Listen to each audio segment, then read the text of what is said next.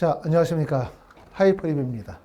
자, 우리가 재외국민 특별 전형의 원서 접수가 아시는 것처럼 7월 7일이죠. 정말 시간이 얼마 남지 않았습니다.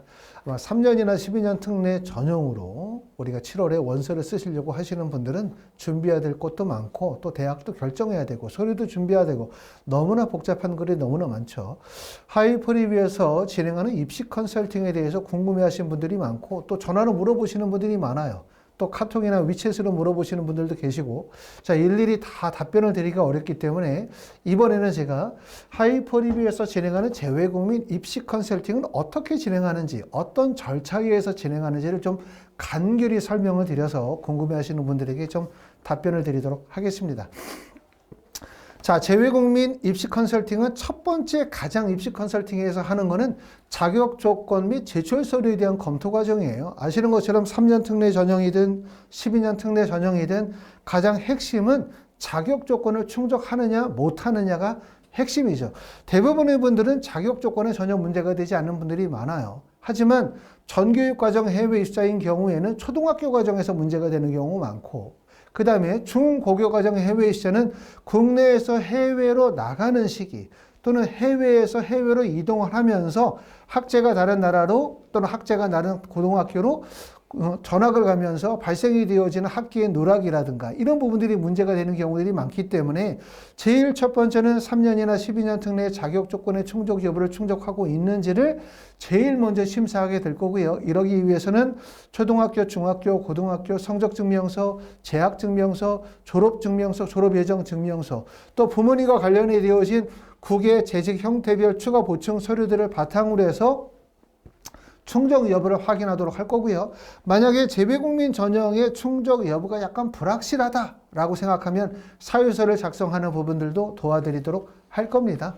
특히 이제 자격 조건에 다소 불안하신 분들이 대학에 직접 전화해서 물어보시는 경우들이 많죠. 우리가 이런 조건을 가지고 있는데 3년 특례나 12년 특례 자격 조건에 문제가 없습니까? 이렇게 물어보면 대학에서 없습니다라고 말할 수도 있고, 또는 그렇지 않으면 대학에서 일단 원서 접수하시면 저희 심의기구에서 심의를 통해서 말씀을 드리겠습니다 라고 말하지만, 일단 원서 쓰면 이라는 얘기는 6개의 원서 지원 중에 하나가 어떻게 된다는 얘기입니까? 결국 잘못하면 불합격 채권은 의미가 없어진다는 얘기이기 때문에 결국은 뭐냐면 원서 지원의 주체, 주인은 학생과 학부모이기 때문에 원서 접수하는 과정에서 특례 자격 요건이 정확하게 충족하는지를 명확하게 확인하시고 쓰셔야 하고, 다소 문제가 있다면 사유서를 적극적으로 작성을 해서 소명하시는 게 매우 중요하겠죠.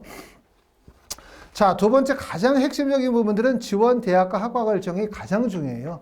특히 3년이나 12년 특례 원서 쓰시는 분들 중에서는 우리는 지원할 대학과 학과가 결정이 되어졌다라고 말씀하시는 분들이 계시지만 이거는 정말 너무 입시의 현실과 동떨어져 있는 얘기거든요.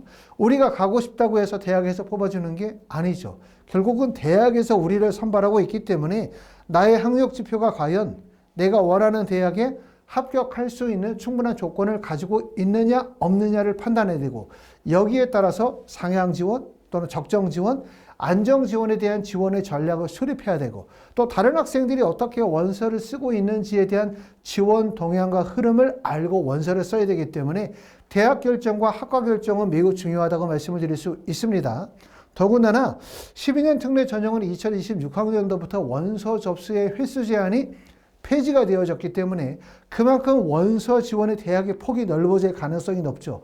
여기에 따라서 충분한 지원의 전략을 수립하는 게 매우 중요하다고 말씀을 드릴 수가 있습니다.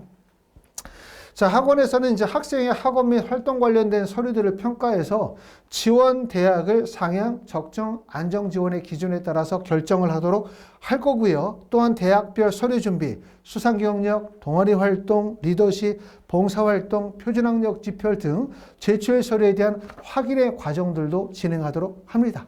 그러고 난 다음에 마지막에 제일 중요한 요소가 또 기타 활동 증빙 목록표를 작성하는 내용이라고 할 수 있겠죠. 이를 위해서 액티비티 리스트, 레주메라고 하는 형식의 작성들, 고등학교에서 어떤 서류를 발급받아야 하는지, 또 서류 작성은 어떻게 해야 되는지, 또 초등학교, 중학교, 고등학교에서 발급받은 서류에는 문제가 있는지 없는지에 대한 서류의 심사 과정들을 모두 진행하게 될 거고요.